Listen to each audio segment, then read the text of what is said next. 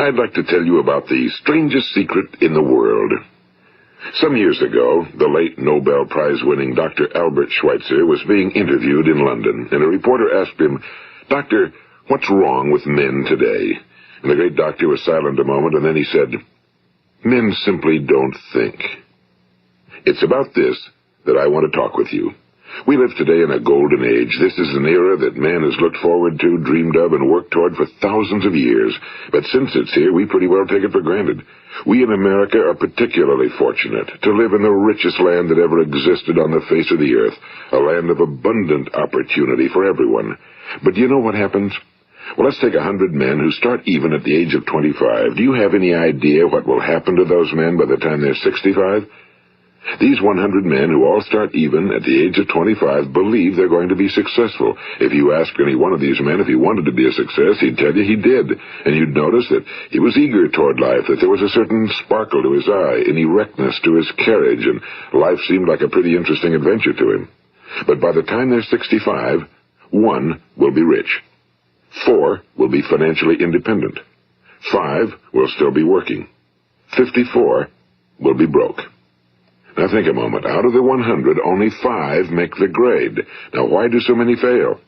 What has happened to the sparkle that was there when they were 25? What's become of the dreams, the hopes, the plans? And why is there such a large disparity between what these men intended to do and what they actually accomplished? When we say about 5% achieve success, we have to define success. And here's the best definition I've ever been able to find. Success is the progressive realization of a worthy ideal. If a man is working toward a predetermined goal and knows where he's going, that man is a success. If he's not doing that, he's a failure. Success is the progressive realization of a worthy ideal. Rollo May, the distinguished psychiatrist, wrote a wonderful book called Man's Search for Himself. And in this book he says, the opposite of courage in our society is not cowardice. It is conformity. And there you have the trouble today. It's conformity, people acting like everyone else without knowing why, without knowing where they're going. Now think of it. In America right now, there are over 18 million people 65 years of age and older. And most of them are broke. They're dependent on someone else for life's necessities. Now, we learn to read by the time we're 7. We learn to make a living by the time we're 25. Usually by that time, we're not only making a living, we're supporting a family. And yet by the time we're 65, we haven't learned how to become financially independent in the richest land that has ever been known. Why? We conform. And the trouble is that we're acting like the wrong percentage group, the 95 who don't succeed. Now, why do these people conform? Well, they really don't know. These people believe that their lives are shaped by circumstances, by things that happen to them, by exterior forces. They're outer-directed people. A survey was made one time that covered a lot of men, working men, and these men were asked, "Why do you work? Why do you get up in the morning?" 19 out of 20 had no idea. If you ask them, they'll say, well, everyone goes to work in the morning, and that's the reason they do it, because everyone else is doing it. Now let's get back to our definition of success. Who succeeds? The only person who succeeds is the person who is progressively realizing a worthy ideal. He's the person who says, I'm going to become this, and then begins to work toward that goal. I'll tell you who the successful people are. A success is the school teacher who's teaching school because that's what he or she wants to do. The success is the woman who's a wife and mother because she wanted to become a wife and mother and is doing a good job of it. The success is the man who runs the corner gas station because that was his dream. That's what he wanted to do. The success is the successful salesman who wants to become a top-notch salesman and grow and build with his organization. A success is anyone who is doing deliberately a predetermined job because that's what he decided to do deliberately. But only 1 out of 20 does that. That's why today there isn't really any competition unless we make it for ourselves. Instead of competing, all we have to do is create. You know, for 20 years, I looked for the key which would determine what would happen to a human being. Was there a key I wanted to know which would make the future a promise that we could foretell to a large extent? Was there a key that would guarantee a person's becoming successful if he only knew about it and knew how to use it? Well, there is such a key, and I've found it. Have you ever wondered why so many men work so hard and honestly without ever achieving anything in particular, and others don't seem to work hard and yet seem to get everything? They seem to have the magic touch. You've heard them say that about someone. Everything he touches turns to gold. And have you ever noticed that a man who becomes successful tends to continue to become successful? And on the other hand, have you noticed how a man who's a failure tends to continue to fail? Well, it's because of goals. Some of us have goals, some don't. People with goals succeed because they know where they're going. It's that simple. Think of a ship leaving a harbor, and think of it with the complete voyage mapped out and planned. The captain and crew know exactly where it's going and how long it'll take. It has a definite goal. Now, 9,999 times out of 10,000, it will get to where it started out to get. Now, let's take another ship, just like the first, only let's not put a crew on it or a captain at the helm. Let's give it no aiming point, no goal, no destination. We just start the engines and let it go. I think you'll agree with me that if it gets out of the harbor at all, it will either sink or wind up on some deserted beach, a derelict.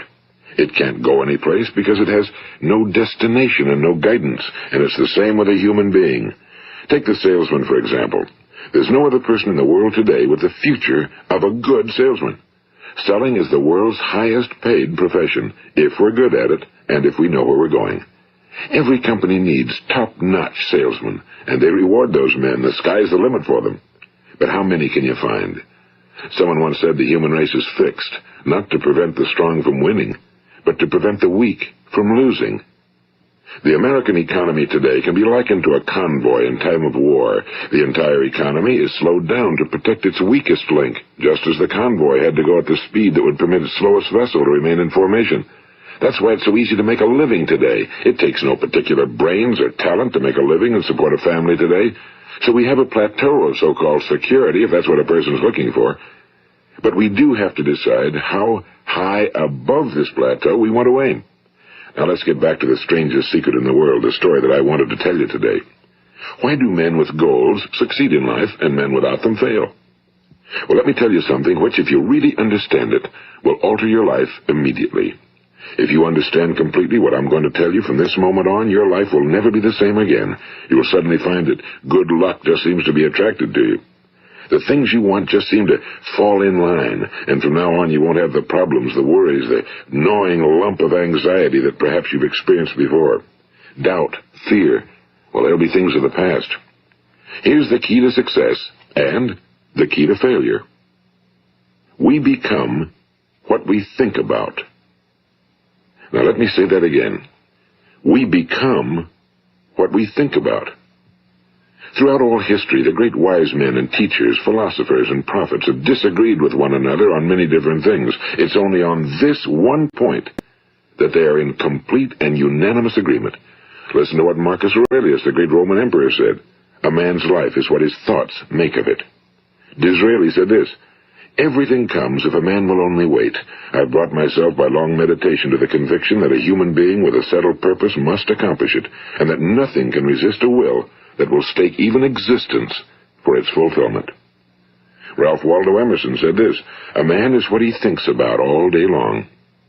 William James said, the greatest discovery of my generation is that human beings can alter their lives by altering their attitudes of mind.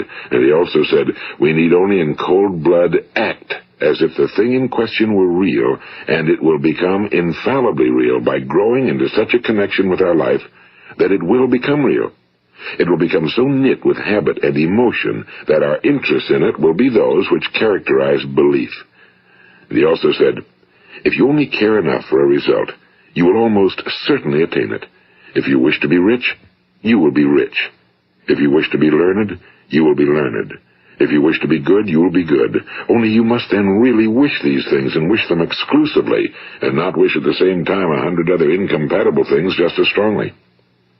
In the Bible, you read in Mark 9:23, if thou canst believe, all things are possible to him that believeth. My old friend Dr. Norman Vincent Peale put it this way, this is one of the greatest laws in the universe.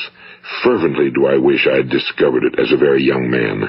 It dawned upon me much later in life, and I found it to be one of the greatest, if not my greatest discovery outside of my relationship to God. The great law, briefly and simply stated, is that if you think in negative terms, you will get negative results. If you think in positive terms, you will achieve positive results. That is the simple fact, he went on to say, which is at the basis of an astonishing law of prosperity and success. In 3 words, believe and succeed. William Shakespeare put it this way: our doubts are traitors and make us lose the good we oft might win by fearing to attempt.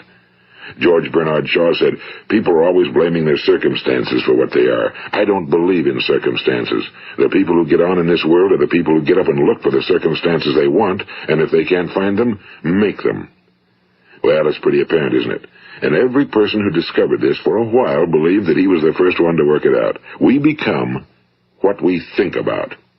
Now, it stands to reason that a person who's thinking about a concrete and worthwhile goal is going to reach it, because that's what he's thinking about, and we become what we think about. Conversely, the man who has no goal, who doesn't know where he's going, and whose thoughts must therefore be thoughts of confusion and anxiety and fear and worry, becomes what he thinks about. His life becomes one of frustration and fear and anxiety and worry. And if he thinks about nothing, he becomes nothing. Now, how does it work? Why do we become what we think about? Well, I'll tell you how it works as far as we know. Now, to do this, I want to tell you about a situation that parallels the human mind. Suppose a farmer has some land, and it's good fertile land. Now, the land gives the farmer a choice. He may plant in that land whatever he chooses. The land doesn't care. It's up to the farmer to make the decision. Now, remember, we're comparing the human mind with the land because the mind, like the land, doesn't care what you plant in it. It will return what you plant, but it doesn't care what you plant. Now, let's say that the farmer has 2 seeds in his hand. One is a seed of corn. The other is nightshade, a deadly poison. He digs 2 little holes in the earth, and he plants both seeds, one corn, the other nightshade. He covers up the holes, waters, and takes care of the land, and what will happen? Invariably, the land will return what's planted. As it's written in the Bible, as ye sow, so shall ye reap. Now remember, the land doesn't care. It'll return poison in just as wonderful abundance as it will corn. So up come the 2 plants, one corn, one poison. Now, the human mind is far more fertile, far more incredible and mysterious than the land, but it works the same way. It doesn't care what we plant. Success, failure. A concrete, worthwhile goal, or confusion. Misunderstanding, fear, anxiety, and so on. But what we plant, it must return to us. You see, the human mind is the last great unexplored continent on Earth. It contains riches beyond our wildest dreams. It will return anything we want to plant. Now, you might say, well, if that's true, why don't people use their minds more? Well, I think they figured out an answer to that one, too. Our mind comes as standard equipment at birth. It's free, and things that are given to us for nothing we place little value on. Things that we pay money for, we value. The paradox is that exactly the reverse is true. Everything that's really worthwhile in life came to us free.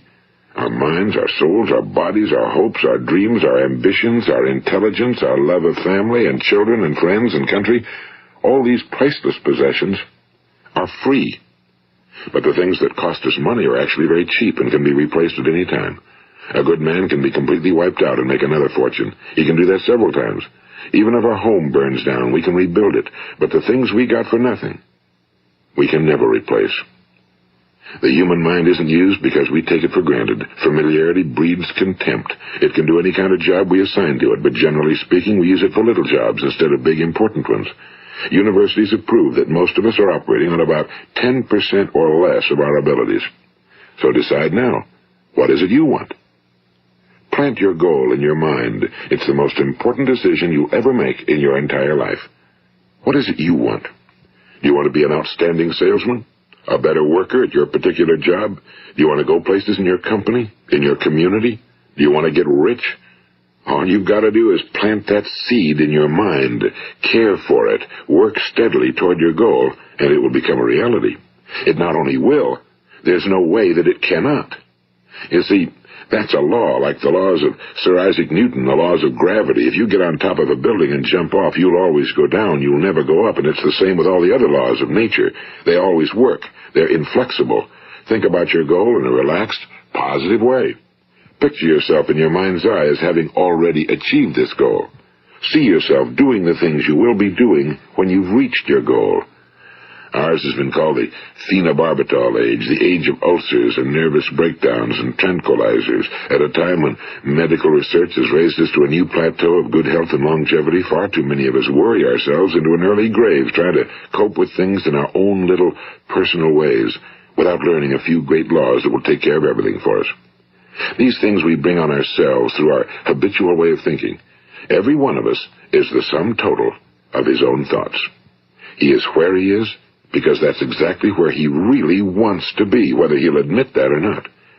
Each of us must live off the fruit of his thoughts in the future, because what you think today and tomorrow, next month and next year, will mold your life and determine your future. You're guided by your mind.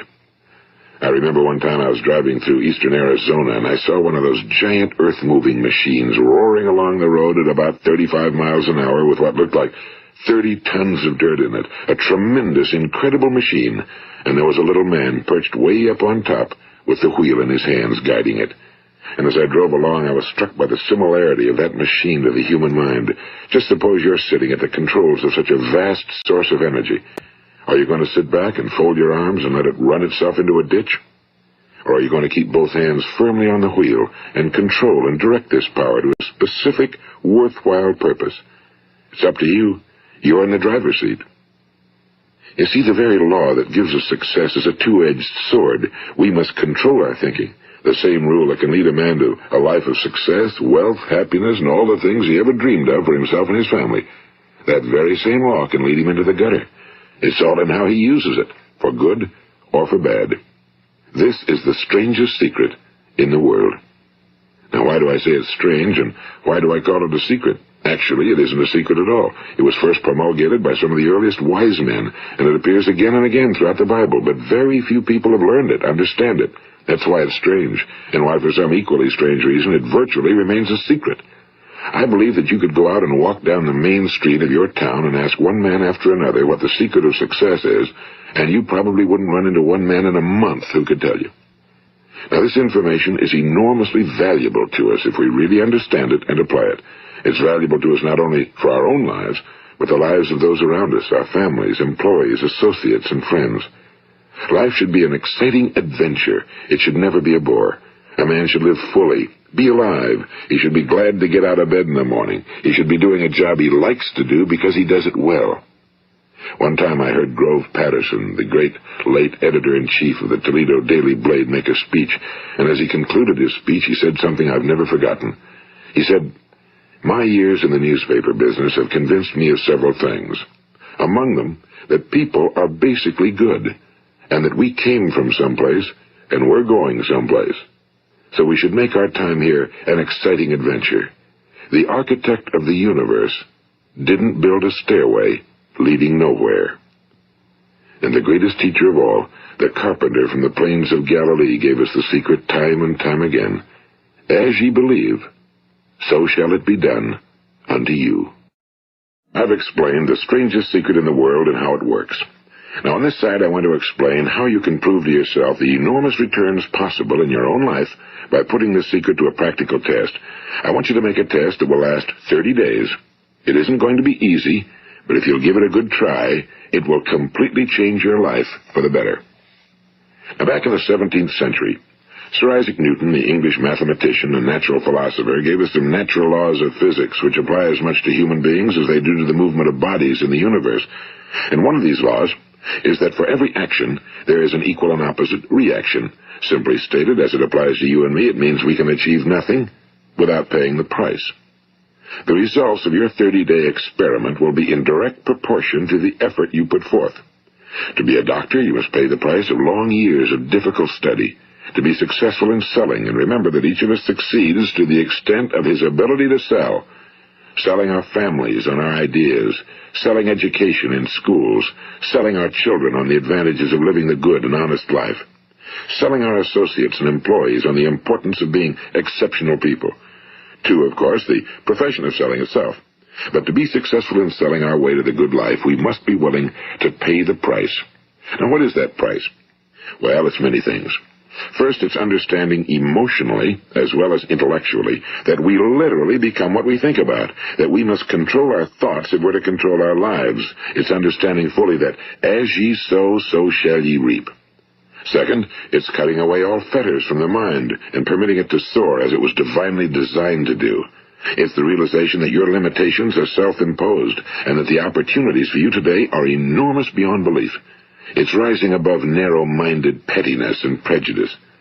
And third, it's using all your courage to force yourself to think positively on your own problem, to set a definite and clearly defined goal for yourself, to let your marvelous mind think about your goal from all possible angles, to let your imagination speculate freely upon many different possible solutions, to refuse to believe that there are any circumstances sufficiently strong to defeat you in the accomplishment of your purpose, to act promptly and decisively when your course is clear, and to keep constantly aware of the fact that you are, at this moment, standing in the middle of your own acres of diamonds, as Russell Conwell used to point out.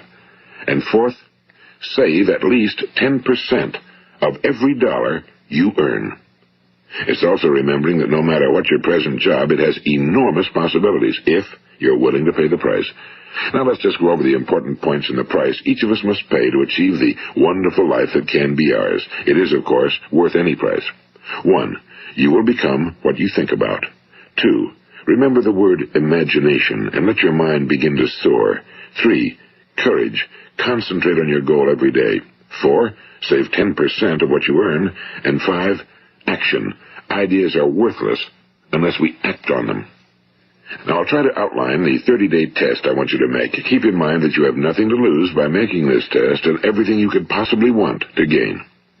There are 2 things that may be said of everyone. Each of us wants something, and each of us is afraid of something. I want you to write on a card what it is you want more than anything else.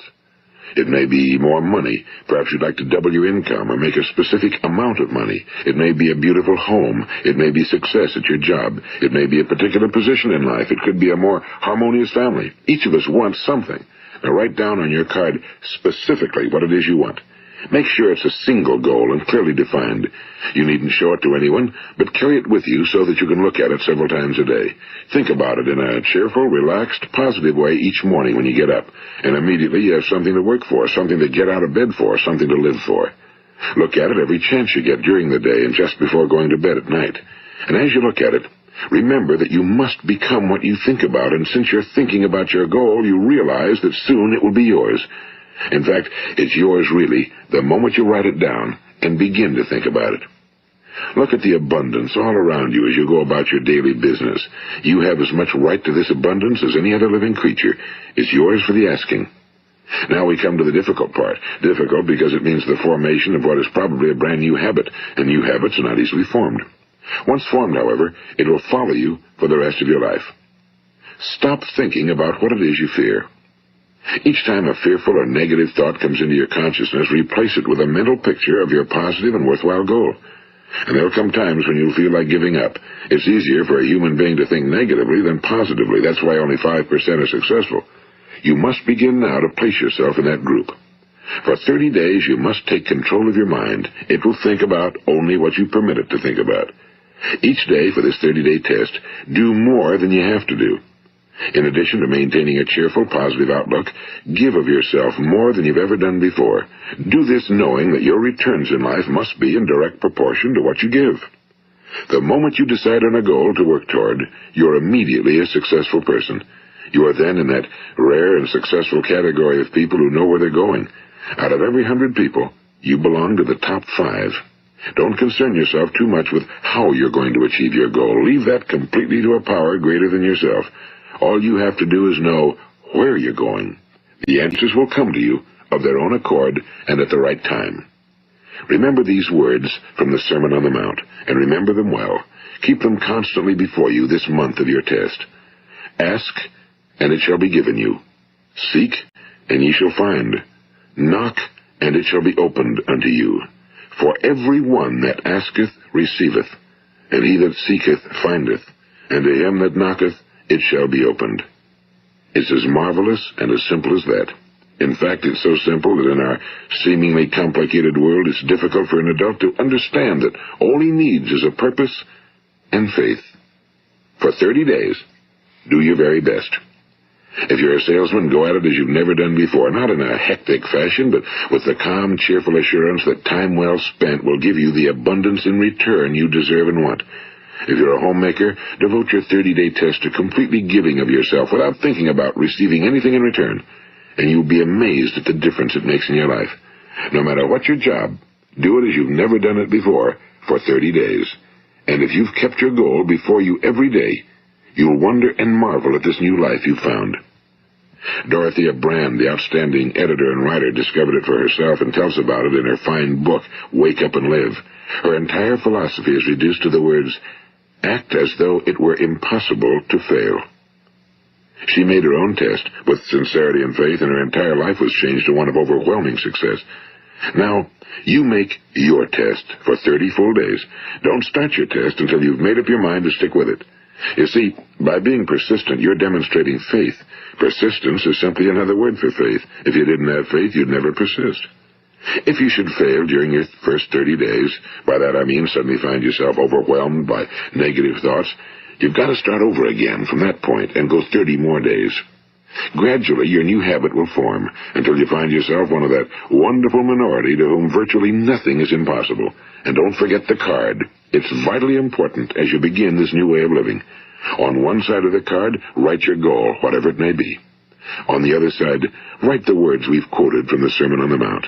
Ask, and it shall be given you. Seek, and ye shall find. Knock, and it shall be opened unto you. Nothing great was ever accomplished without inspiration. See that during these crucial first 30 days, your own inspiration is kept at a peak. And above all, don't worry. Worry brings fear, and fear is crippling.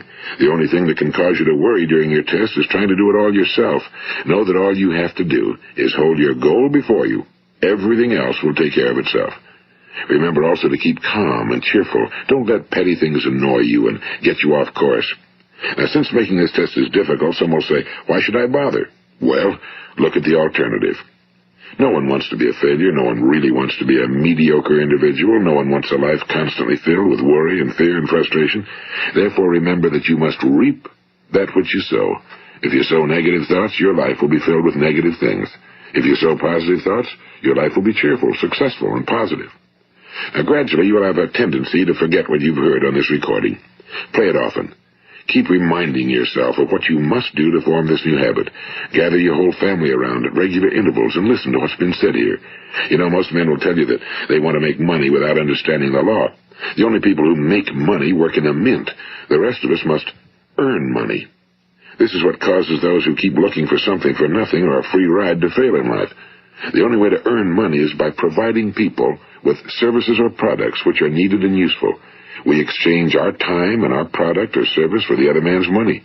Therefore, the law is that our financial return will be in direct proportion to our service. Now, success is not the result of making money. Making money is the result of success, and success is in direct proportion to our service. Most people have this law backwards. They believe that you're successful if you earn a lot of money. The truth is that you can only earn money after you're successful. It's like the story of the man who sat in front of the stove and said to it, give me heat, and then I'll add the wood. How many men and women do you know, or do you suppose there are today, who take the same attitude toward life? There are millions. We've got to put the fuel in before we can expect heat. Likewise, we've got to be of service first before we can expect money. Don't concern yourself with the money. Be of service, build, work, dream, create. Do this, and you'll find there's no limit to the prosperity and abundance that will come to you. Prosperity, you know, is founded upon a law of mutual exchange. Any person who contributes to prosperity must prosper in turn himself. Sometimes the return will not come from those you serve, but it must come to you from someplace, because that's the law. For every action, there is an equal and opposite reaction. As you go daily through your 30-day test period, remember that your success will always be measured by the quality and quantity of service you render, and money is a yardstick for measuring this service. No man can get rich himself unless he enriches others. Now, there are no exceptions to a law. You can drive down any street in America and from your car estimate the service that's being rendered by the people living on that street. Had you ever thought of this yardstick before? It's interesting. Some, like ministers and priests and other devoted people, measure their returns in the realm of the spiritual, but again, their returns are equal to their service. Once this law is fully understood, any thinking person can tell his own fortune. If he wants more, he must be of more service to those from whom he receives his return. If he wants less, he has only to reduce his service. This is the price you must pay for what you want. If you believe you can enrich yourself by deluding others, you can end only by deluding yourself. It may take some time, but just as surely as you breathe, you'll get back what you put out. Don't ever make the mistake of thinking you can avert this. It's impossible. The prisons and the streets where the lonely walk are filled with people who tried to make new laws just for themselves. We may avoid the laws of man for a while, but there are greater laws that cannot be broken. An outstanding medical doctor recently pointed out 6 steps that will help you realize success. 1. Set yourself a definite goal. 2. Quit running yourself down. 3. Stop thinking of all the reasons why you cannot be successful and instead think of all the reasons why you can. 4. Trace your attitudes back through your childhood and try to discover where you first got the idea you couldn't be successful, if that's the way you've been thinking. 5. Change the image you have of yourself by writing out a description of the person you would like to be. And 6. Act the part of the successful person you have decided to become. The doctor who wrote those words is a noted West Coast psychiatrist, Dr. David Harold Fink. Do what the experts since the dawn of recorded history have told you must do. Pay the price by becoming the person you want to become. It's not nearly as difficult as living unsuccessfully. Make your 30-day test, then repeat it again, and each time it will become more a part of you until you'll wonder how you could ever have lived any other way. Live this new way, and the floodgates of abundance will open and pour over you more riches than you may have dreamed existed. Money? Yes, lots of it. But what's more important, you'll have peace. You'll be in that wonderful minority who lead calm, cheerful, successful lives. Start today. You have nothing to lose, but you have a whole life to win. This is Earl Nightingale, and thank you.